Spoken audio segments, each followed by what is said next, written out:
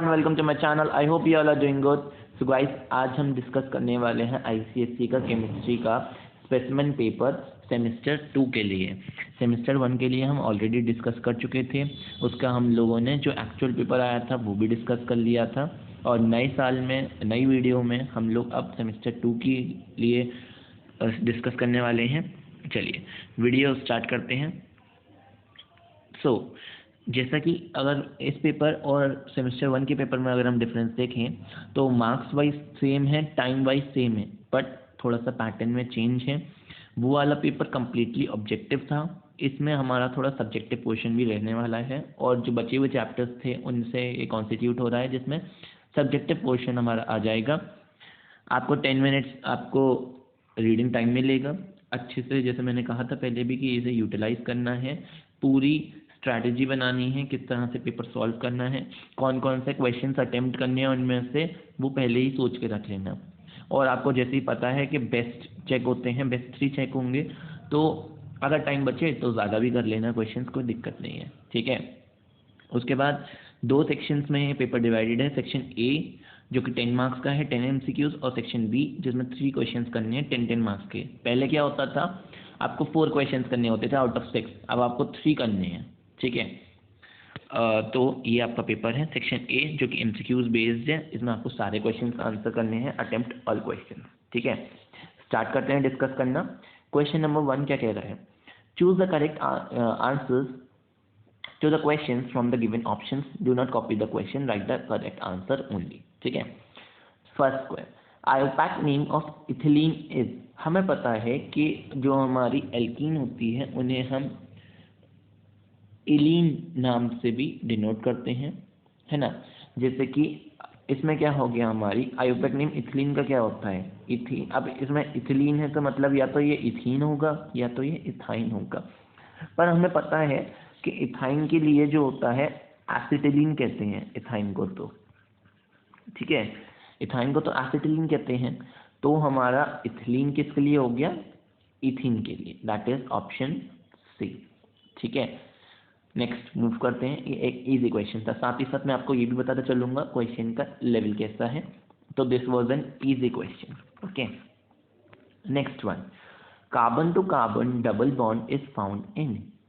ये तो मैं वेरी इजी क्वेश्चन बोलूंगा इसे। कार्बन कार्बन डबल बॉन्ड के बारे में पूछ रहा है कि कार्बन कार्बन डबल बॉन्ड हमें कहाँ मिलता है, तो वो हमें एल्कीन में मिलेगा। इनमें से एल्कीन ढूंढनी है आपको। एल्कीन कौन सी है इसमें से? चलिए पता लगाते हैं। 2-ब्यूटाइलिन, क्या ये एल्कीन है? बिल्कुल एल्कीन है। उन्होंने 2-ब्यूटाइलिन बोल दिया, इसका मतलब क्या है? It is actually butyne. ये एल्कीन है, बिल्कुल है। पहले ही आंसर हो गया, बाकियों को देखना ही नहीं है, ठीक है ना। अब देखना चाहें तो देख सकते हो। एसिटाल्डिहाइड नहीं, उसमें कार्बन ऑक्सीजन के बीच में डबल बॉन्ड होता है, ठीक है। एसिटिक एसिड कार्बन ऑक्सीजन के बीच में होता है। इथाइल अल्कोहल, उसमें तो डबल बॉन्ड होता ही नहीं है, ओके। नेक्स्ट मूव करते हैं नेक्स्ट क्वेश्चन की तरफ। तो ये हमारे इजी क्वेश्चन चलते आ रहे हैं, okay. Next question, third question क्या है? थर्ड क्वेश्चन कह रहा है fused alumina is reduced to aluminium by electrolytic reduction. Since fused alumina को मैं रिड्यूस कर सकता हूँ एल्यूमिनियम में, ठीक है। हमें पता है कि Al2O3 जो एल्यूमिना होता है उससे जब एल्यूमिनियम बनाते हैं, रिडक्शन करते हैं जब इसका, तो वो इलेक्ट्रोलाइटिक रिडक्शन से क्यों करते हैं?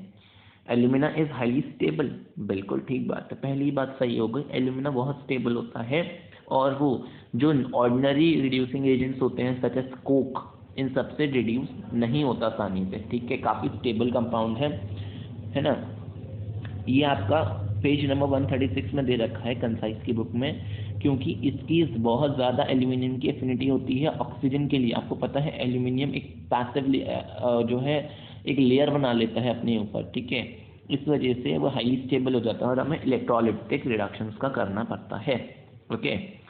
क्वेश्चन जो है फोर्थ वाला, catalyst preferred in the conversion of sulphur dioxide to trioxide. ये हमारा कॉन्टैक्ट प्रोसेस है।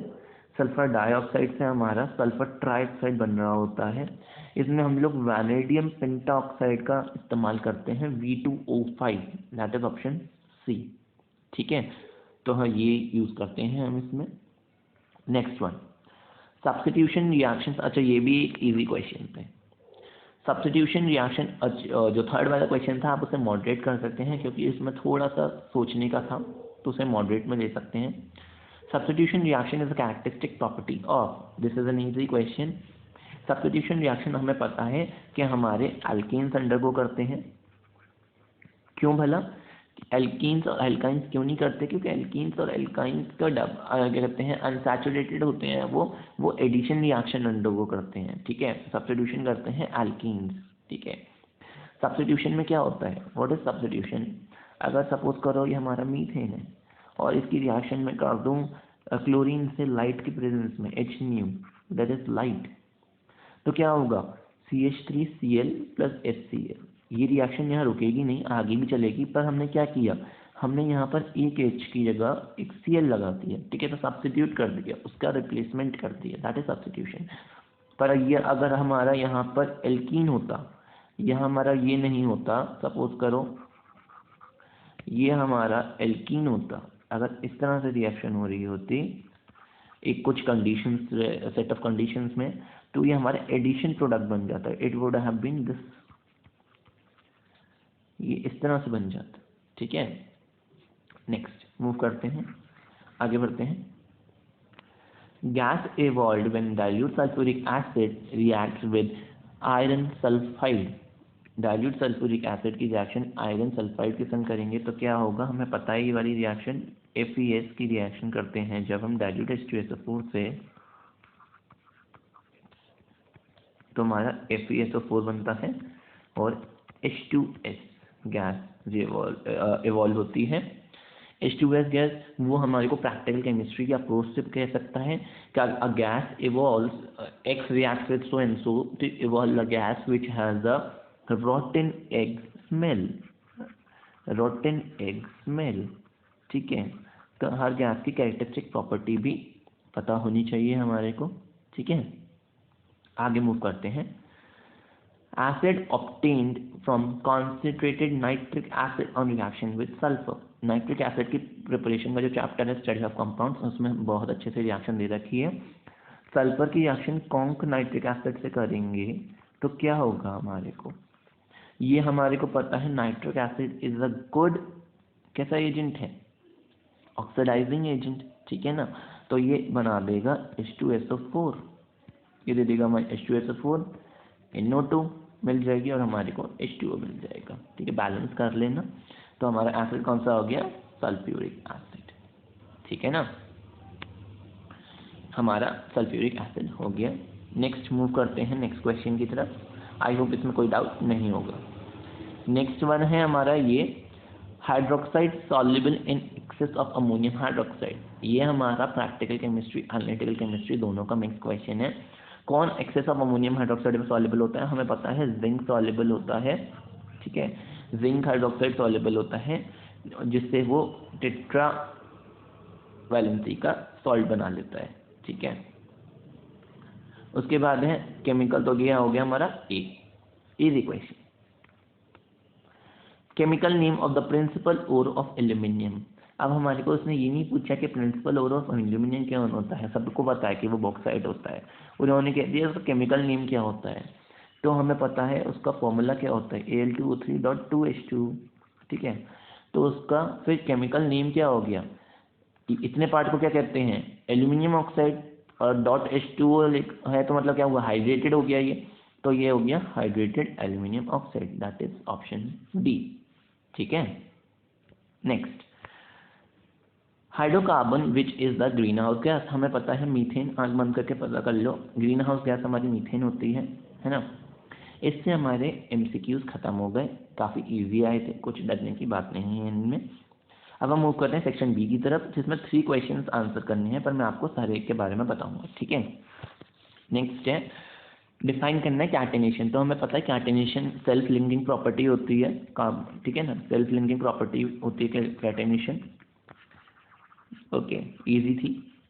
एलॉय क्या होता है, हमें पता है एलॉय एक होमोजेनियस मिक्सचर होता है दो मेटल्स, दो से ज़्यादा मेटल्स का, या फिर मेटल और नॉन मेटल्स का। जैसे एलॉय आपका ब्रास, ब्रॉन्ज, ठीक है, they all are alloy, okay. जैसे ब्रास है, ब्रास हमारा कॉपर और जिंक का होता है ना, ये हो गया। Then name a compound formed, मैं इरेज कर देता हूँ। वो बोल रहा है अब name a compound formed when ethene reacts with hydrogen in the presence of a catalyst. Ethene की रिएक्शन हाइड्रोजन से करी कैटलिस्ट की प्रेजेंस में, तो क्या होगा?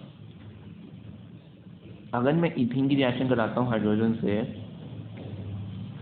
तो ये रिएक्शन है, एक एडिशन रिएक्शन होगी। वो टाइप ऑफ रिएक्शन भी पूछ सकता था, तो एक एडिशन रिएक्शन होगी इन the presence of catalyst. Catalyst की को हम, इसमें जो कैटलिस्ट यूज होता था वो पीडी भी हो सकता है, पीटी भी हो सकता है, निकल भी हो सकता है, ठीक है। हीट करते हैं 200 डिग्री सेल्सियस पर, तो ये हमारी एडिशन रिएक्शन हो जाएगी CH3CH3, ठीक है। तो क्या हो जाएगा, एक एल्केन बन जाएगा व्हिच इज ईथेन। तो क्या बन गया, ईथेन बन गया, ओके। उसके बाद है bauxite reacts with sodium hydroxide. Bauxite के अगर सोडियम हाइड्रोक्साइड से रिएक्शन हुई तो क्या होगा? हमें पता है कि ये रिएक्शन काफ़ी स्टेप्स में होती है।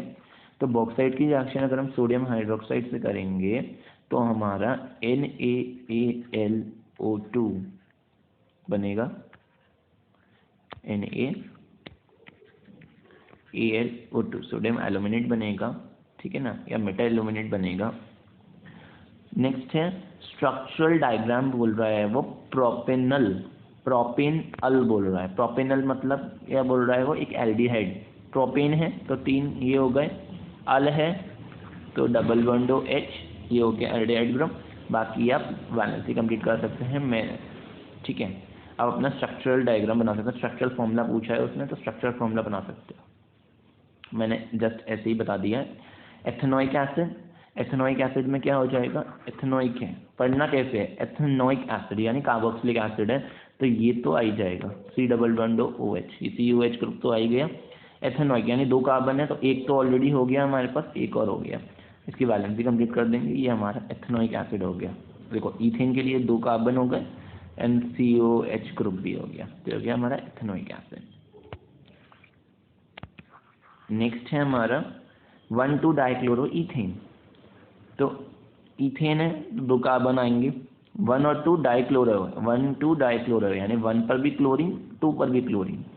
अब कार्बन की वैलेंसी गिनो, अगर मैं इसे कार्बन 1 कह दूंगा, इसे कार्बन 2 कह दूं, तो 1 की गिनो कितनी वैलेंसी है, 4 होनी चाहिए ना।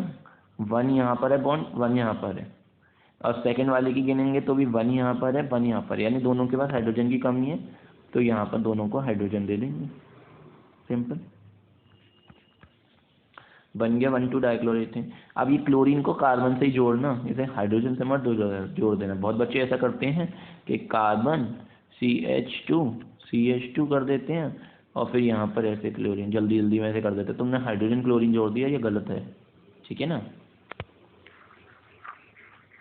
नेक्स्ट आगे बढ़ते हैं। क्वेश्चन 3 कह रहा है हमारा, identify the ion present in the following compounds. Ion बताना है हमारे को। Compound Z which on reacting with dilute sulfuric acid liberates a gas which has no effect on acidified potassium dichromate but turns lime water milky। कुछ नहीं करना, इस line को तो पढ़ना ही नहीं है हमें, इस लाइन को पढ़ो ही मत, आंसर यहीं से आएगा। Gas which has no effect on acidified potassium dichromate but turns lime water milky. तो हमें पता है वो गैस हमारी कार्बन डाइऑक्साइड होती है। लाइम वाटर को मिल्की या तो कार्बन डाइऑक्साइड करेगी या सल्फर डाइऑक्साइड करेगी, पर सल्फर डाइऑक्साइड का इफेक्ट होता है एसिडिफाइड पोटेशियम डाइक्रोमेट पर, कार्बन डाइऑक्साइड का नहीं होता। यही दोनों को डिस्टिंग्विश करती है, या तो पोटेशियम डाइक्रोमेट या पोटेशियम परमैंगनेट, ठीक है। तो ये नहीं हो सकती, ये गैस होगी। अब ये गैस किससे निकली होगी, कार्बोनेट आयन से, एनायन से। एनायन कौन सा होगा इसमें, कार्बोनेट। तो उसने एनायन पूछा, तो एनायन हम कह सकते हैं कार्बोनेट है, CO3 2 नेगेटिव, ठीक है ना, इजी चीज। नेक्स्ट है solution of compound L on reacting with freshly prepared ferrous sulfate solution followed by addition of few drops of concentrated sulfuric acid to the reactant along with the side of a test tube forms a browning at the junction of the two liquids। कोई बकवास नहीं पढ़नी, बस ये पूछ रहे हैं browning test किस लिए होता है। ब्राउनिंग टेस्ट हमारे नाइट्रेट आयंस के लिए होता है, नाइट्रेट आयंस हो गया इसका आंसर, ठीक है ना। Next, state the following drawing agents used in the lab preparation of HCl। Lab preparation of HCl में हम लोग क्या ड्राइंग एजेंट यूज़ करते हैं? तो हम लोग जो ड्राइंग एजेंट यूज़ करते हैं वो होता है हमारा कॉन्क H2SO4, ठीक है ना। इसका हम लोगों ने सब पढ़ रखा है कि हम यूज़ करते हैं, हम जो है P2O5 या कैल्शियम ऑक्साइड यूज़ नहीं कर सकते क्योंकि वो रिएक्ट कर जाते हैं HCl के संग, सब पढ़ रखा है। Products formed when ammonia is burned in excess of oxygen. तो अमोनिया एक्सेस ऑफ ऑक्सीजन में जब बर्न होती है तो ये कैटलिस्ट की प्रेजेंस में होती है, PD की प्रेजेंस में या PT की प्रेजेंस में 500 डिग्री सेल्सियस पर, ठीक है ना। तो ये हमारी क्या दे देती है, हमारा ये NO दे देती है, देन आपकी हीट बर्न होती है और H2O रिलीज होती है, H2O बनता है, ठीक है ना। ये है आपके 500 कह लो या 800 कह लो, मेरे को याद नहीं है एग्जैक्ट, ओके। नेक्स्ट है ऑब्जर्वेशन बतानी है। अगर ऑब्जर्वेशन है तो आपको कोई कैरेक्टरिस्टिक कलर की ऑब्जर्वेशन बतानी होती है, ठीक है। उसने पूछा manganese dioxide react with conc HCl, reaction तो पढ़ रखी है ये कॉन्क HCl की, MnCl2 बनेगा, ठीक है ना। MnCl2 बनेगा, क्लोरीन निकलेगी, H2 निकलेगा। तो आप बोल सकते हो कि evolution of a greenish gas और उसकी कैरेक्टरिस्टिक प्रॉपर्टी बता दो, विच हैज़ अ ब्लीचिंग, या क्या कहते हैं, which has a bleaching nature, और फिर along with the formation of a metal chloride, इस तरह से बता सकते हैं। उसके बाद glass rock dipped in conc HCl is brought near the ammonia gas, तो इसमें हो जाएंगे आपके डेंसिफाइड फ्यूम्स ऑब्जर्व हो जाएंगे अमोनियम क्लोराइड की। Conc sulphuric acid is added to carbon, तो कार्बन में कॉन्क सल्फ्यूरिक एसिड डालेंगे तो आपकी कार्बन डाइऑक्साइड बनेगी, H2O बनेगी और सल्फर डाइऑक्साइड बनेगी, ठीक है ना। तो आप इनकी कैरेक्टरिस्टिक दे सकते हैं कि सल्फर डाइऑक्साइड बनी which has turns lime bottom milky and acidified potassium dichromate from so to so, ऐसा बता सकते हो। बैलेंस इक्वेशन लिखनी है, lead sulphate from lead nitrate and sulphuric acid, ये आपकी जो है सल्फेट्स के जो इंसॉल्युबिलिटी ऑफ सल्फेट्स उसमें दे रखा है। लेड नाइट्रेट है अगर हमारे पास, और अगर हम लेड नाइट्रेट के संग सल्फ्यूरिक एसिड की रिएक्शन कर देंगे तो आपका लेड सल्फेट बन जाएगा और HNO3 बन जाएगा। नाइट्रोजन ट्राइक्लोराइड फ्रॉम अमोनिया बनानी है तो आपको पता है जब क्लोरीन एक्सेस में होती है वो वाली कंडीशन है, अमोनिया की रिएक्शन 3Cl2 के साथ करी, क्लोरीन इज इन एक्सेस, तो NCl3 बन जाएगा, जो हमें पता है येलो कलर का हाईली एक्सप्लोसिव लिक्विड होता है ना, ये वो वाली रिएक्शन है। Sodium chloride from sodium sulphide and dilute HCl, तो हमें पता है dilute HCl plus sodium sulphide करेंगे तो हमारे को NaCl मिल जाएगा प्लस हमारे को H2 मिलेगा और SO2 मिल जाएगी, ठीक है। क्वेश्चन नंबर 4 है रेलिवेंट रीजन बताना है। Layer of powdered Coke use होती है और electrolytic mixture in hot salt, पता है हमारे को क्यों, क्योंकि जो है ताकि एनोड बर्न नहीं हो जाए या फिर हीट लॉस नहीं हो जाए रेडिएशन से।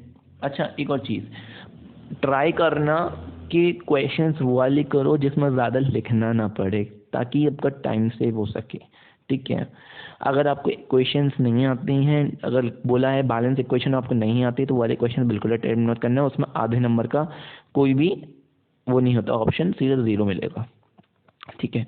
तो या तो आता है तो ही करना, नहीं आता तो छोड़ देना, ठीक है।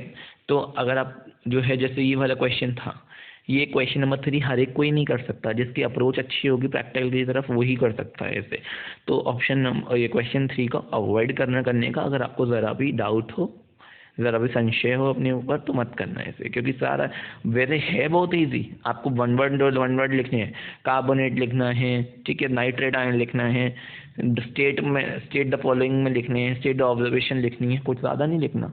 पर अगर आपको नहीं आ रहा हो तो छोड़ देना, इस वाले क्वेश्चन का अटेम्प्ट करना ना ही करना, क्योंकि इसमें कोई रहम नहीं होगा, ओके।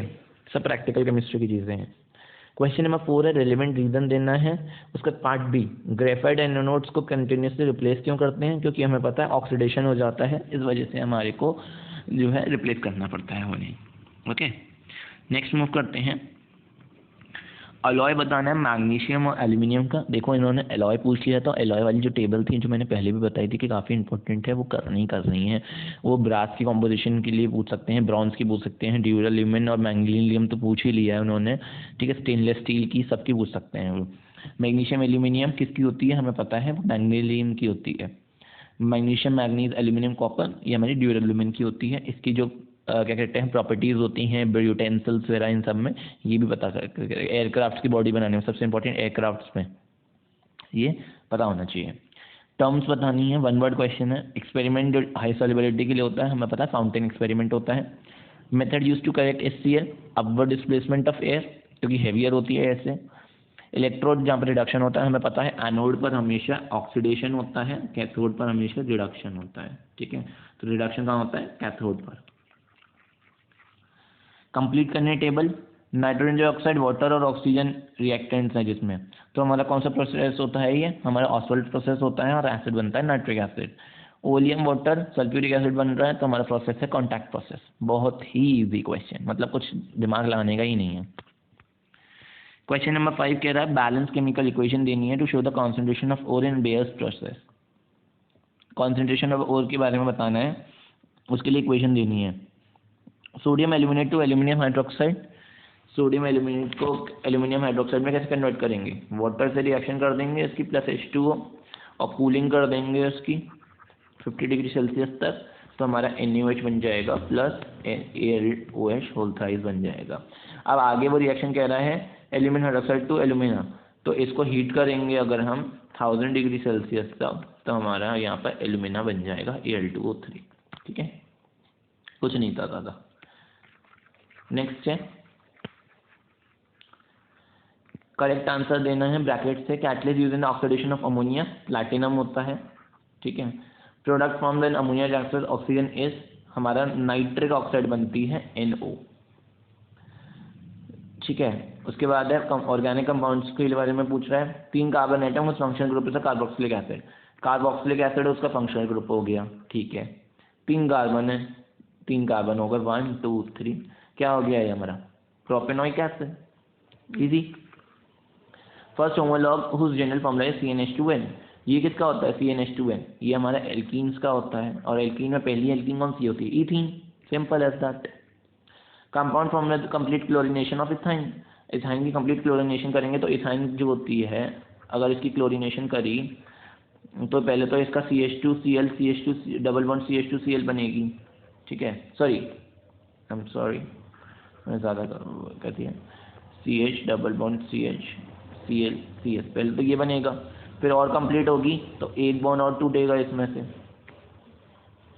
एक बॉन्ड और टूटेगा तो यहाँ पर दोबारा और Cl लग जाएंगे, फिर और होगी तो क्या होगा? ये H भी रिप्लेस हो जाएंगे Cl से। ठीक है ना, तो H भी रिप्लेस हो जाएंगे Cl से और ये इस तरह से बन जाएगा। ठीक है, क्योंकि ये रिएक्शन रुकती नहीं है आगे। ओके, तो ये होगा आपका प्रोडक्ट, इसको आप बता देना। नेक्स्ट है answer the following question related to lab preparation of HCl। Sodium chloride prefer क्यों होती है? क्योंकि इजीली अवेलेबल है, चीप है, टेम्परेचर लेस देन 200, वरना स्टिक कर जाता है।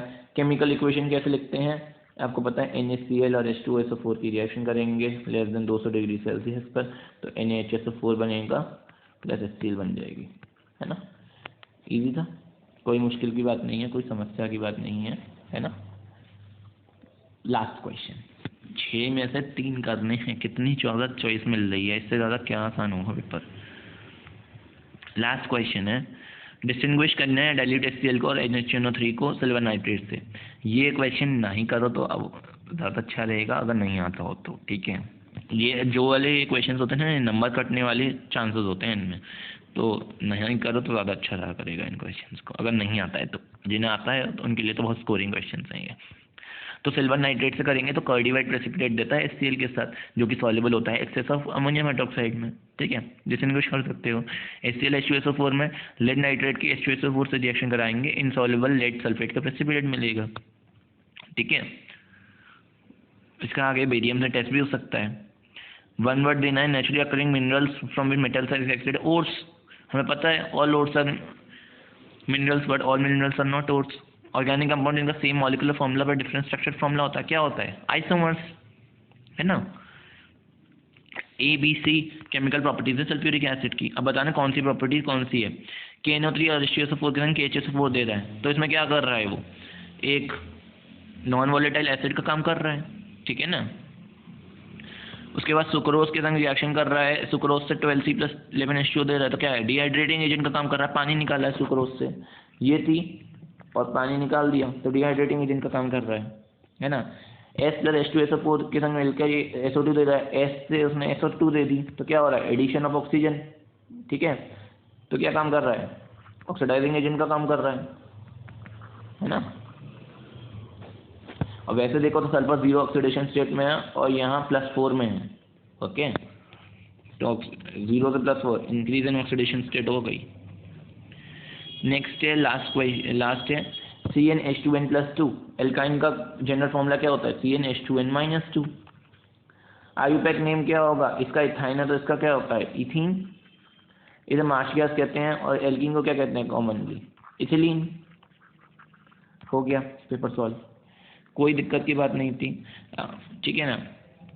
तो यही था, अगर मैंने पूरा पेपर सॉल्व कर दिया है, अगर फिर भी कोई डाउट रह गया हो तो मुझे बताना, ठीक है, कमेंट सेक्शन में मुझे बताना।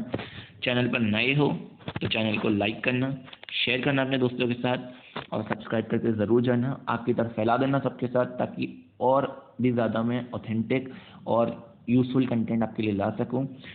Thank you very much, goodbye and take care.